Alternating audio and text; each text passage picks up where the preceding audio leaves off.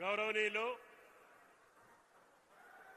ఈనాటి తెలంగాణ ప్రభుత్వానికి ప్రజా పాలనకి వెన్నుదన్నుగా నిలబడ్డటువంటి తెలంగాణ రైతు సోదరీమణులందరికీ వేదిక మీద ఉన్నటువంటి రైతులందరికీ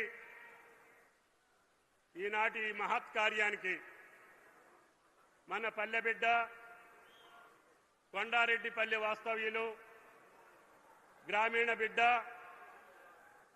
గౌరవనీయులు రాష్ట్ర ముఖ్యమంత్రి సాక్షాత్తు రైతు బిడ్డ గ్రామంలో పుట్టి గ్రామంలో చదివి ఈనాడు అసాధ్యమైనటువంటి అంశాలన్నింటినీ సుసాధ్యం చేస్తూ ఈ రాష్ట్రానికి రెండవ ముఖ్యమంత్రిగా ప్రమాణ స్వీకారం చేస్తూ నా ప్రాధాన్యత నా రైతు తెలంగాణ రైతాంగం యొక్క శ్రేయస్సే నా ధ్యేయం.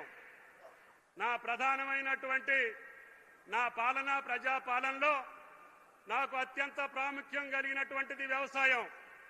అన్నా ఇటు రైతన్నని అటు నేతన్నని చూడు, మనని ఈ స్థాయికి తీసుకొచ్చినటువంటి అన్నం పెట్టేటటువంటి ఆ రైతాంగానికి మనం ఎన్ని కష్టాలు వచ్చినా ఎన్ని ఇబ్బందులు వచ్చినా మనం వాళ్ళకి చేయాల్సిందే.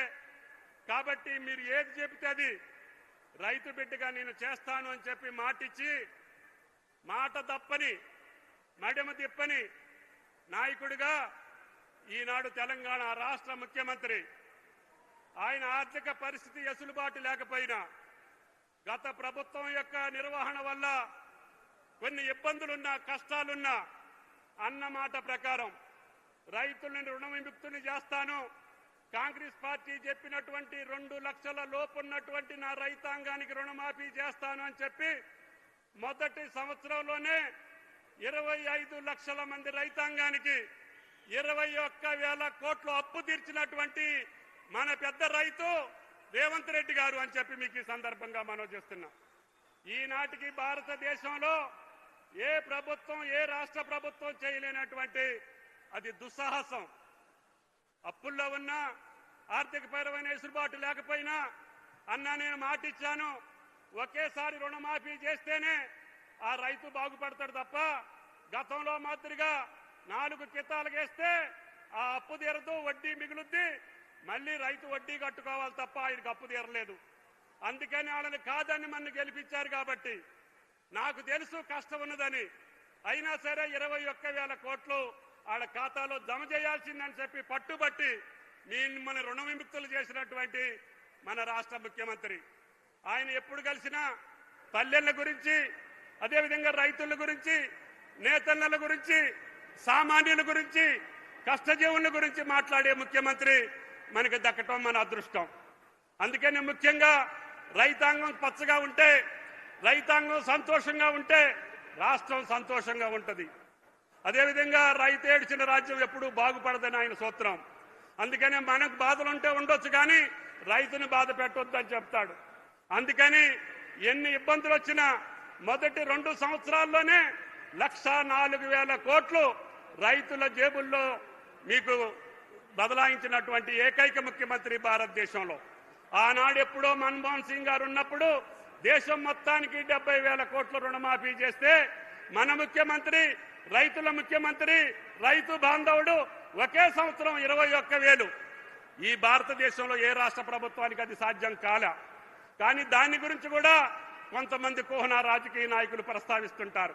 అది మాకు కొంచెం బాధాకరం.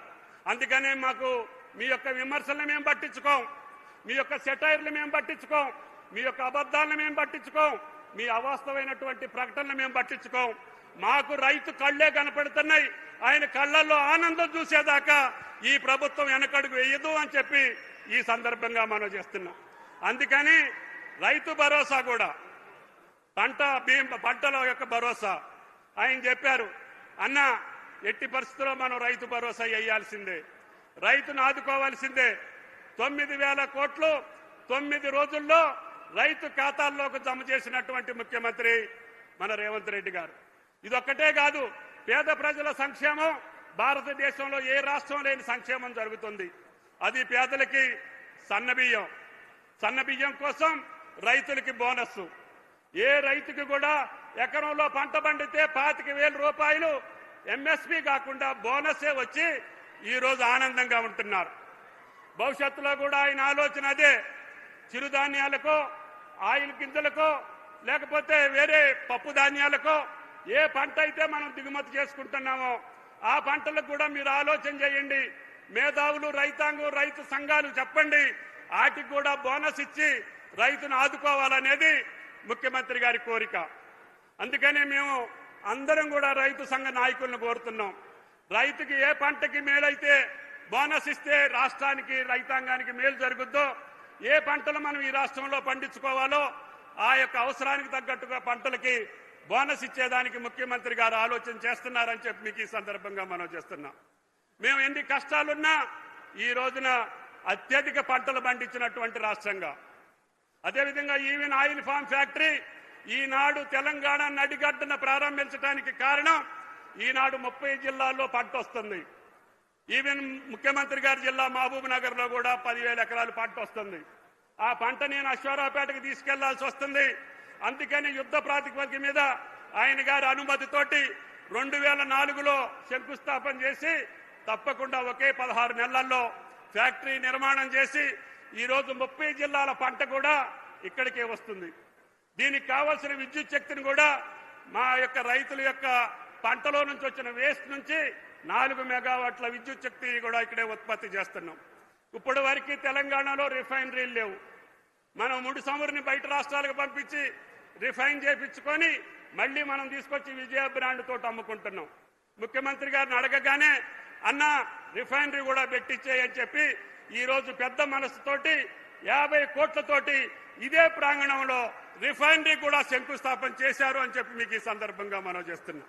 అందుకనే పల్లె బతుకులు తెలిసినటువంటి ముఖ్యమంత్రి, రైతుల కష్టాలు చూసినటువంటి ముఖ్యమంత్రి, తెలంగాణ ప్రజల యొక్క ఈతి బాధలు చూసినటువంటి ముఖ్యమంత్రి సమక్షంలో మీకు రైతాంగానికి ఏది కావాలంటే అది చేసే అవకాశం ఈ శాఖాపరంగా నాకు ఇచ్చినటువంటి గౌరవ రేవంత్ రెడ్డి గారికి హృదయపూర్వకమైనటువంటి నమస్కారాలు, ధన్యవాదాలు తెలియజేస్తూ ఈ రోజునే 9,000 కోట్లకు సంబంధించినటువంటి రైతు భరోసాను కూడా ఇదే వేదిక మీద నుంచి ముఖ్యమంత్రి గారు మీ ఖాతాలో వేసిన తర్వాతనే మాట్లాడతారని చెప్పి కూడా మీకు ఈ సందర్భంగా మనం చేస్తున్నాం.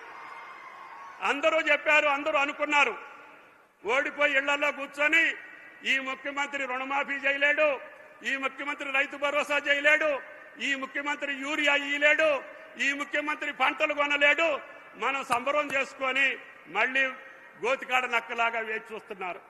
మీకు ఆ అవకాశం రాదు అని చెప్పి ఆ గుంట నక్కలకి చెప్పదలుచుకున్నాం. పంట ఎన్ని పంటలు పండించినా ఎంఎస్పీ కొనేటటువంటి ఏకైక ప్రభుత్వం రేవంత్ రెడ్డి గారి ప్రభుత్వం.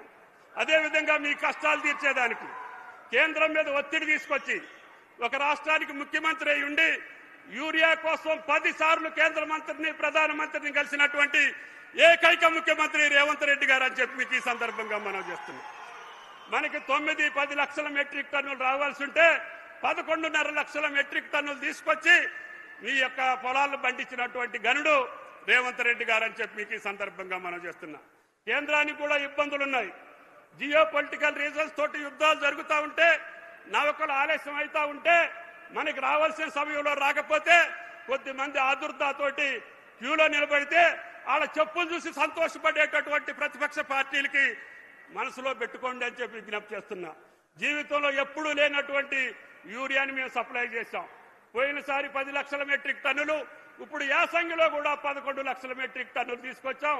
ఇప్పుడు కూడా మళ్ళీ కేంద్రాన్ని ఒత్తిడి తీసుకొస్తున్నాం. అదే ఎంపీ గారికి కూడా నేను చెప్పాను, ఎట్టి పరిస్థితుల్లో ఈ ఆర్ఎఫ్సి రామగుండానికి సంబంధించినటువంటి యూరియా మొత్తం ఈనాడు తెలంగాణకి ఇవ్వమని చెప్పి అడుగుతున్నాం. కేంద్రం కూడా సహకరిస్తుంది. ఈ ఆయిల్ ఫామ్ పంటకు కూడా సబ్సిడీ ఇచ్చే దాంట్లో ప్రధానమంత్రి యొక్క సహకారం కూడా ఉంది. అందుకనే తెలంగాణ 30 జిల్లాలని పచ్చబడాలంటే పామాయిల్ పంట వేయాలి, నా రైతు సంతోషంగా ఉండాలి, నా రైతు కష్టాలు తీరాలి, నా రైతు బిడ్డలు ఈ రోజు అగ్రగామిగా నిలబడాలి అని అంటే రేవంత్ రెడ్డి గారి రాజ్యంలోనే అది సాధ్యపడుతుంది. అందుకనే నమ్మకంతో ఆయన కష్టపెట్టి, ఇబ్బంది పెట్టి, బలవంతం చేసి మీ జేబుల్లో కోట్లాది రూపాయలు వేసేటటువంటి ముఖ్యమంత్రి మనం ఆశీర్వదించాల్సినటువంటి అవసరం ఉంది. ఆయన కష్టపడి పనిచేసేటటువంటి పథకాలను సద్వినియోగం చేసుకొని మీ యొక్క వ్యవసాయాన్ని బాగుపరుచుకొని తద్వారా తెలంగాణ రాష్ట్రాన్ని నెంబర్ 1 రాష్ట్రంగా అన్ని పంటల్లో పామాయిల్లో కూడా ఈరోజు భారతదేశంలో అత్యధికంగా ఈ సంవత్సరం పామాయిల్ పంటేసినటువంటి రాష్ట్రం తెలంగాణ రాష్ట్రం. ఇప్పటికి 3 లక్షలే వేసాం. 3-4 ఏళ్ల క్రితమే మొదలైంది కాబట్టి రేపు రాబోయే 3 ఏళ్లలో మళ్ళీ 6 లక్షల ఎకరాలు వేసి భారతదేశంలో అగ్రగామి రాష్ట్రంగా తెలంగాణ రాష్ట్రాన్ని తీర్చిదిద్దుతానని చెప్పి విజ్ఞప్తి చేస్తూ రైతు బాంధవుడు రేవంత్ రెడ్డి గారికి మీ అందరి ఆశీస్సులు ఉండాలని చెప్పి విజ్ఞప్తి చేస్తూ ఈనాడు పిసిసి అధ్యక్షులు, శాసన మండలి సభ్యులు, గౌరవనీయులు ఎన్నో కార్యక్రమాలు ఉన్నప్పటికీ కాంగ్రెస్ పార్టీ మీకు ఇచ్చినటువంటి మాట నిలుపుకున్న దృష్ట్యా కాంగ్రెస్ పార్టీ అధ్యక్షుడిగా ఆనాటి వర్కింగ్ ప్రెసిడెంట్గా రాహుల్ గాంధీ గారి వేదిక మీద ఇచ్చినటువంటి యొక్క మాటని నిలబెట్టుకున్న సందర్భంలో పిసిసి అధ్యక్షుడు మహేష్ కుమార్ గౌడ్ గారిని ప్రసంగించవలసిందిగా కోరుతున్నాను.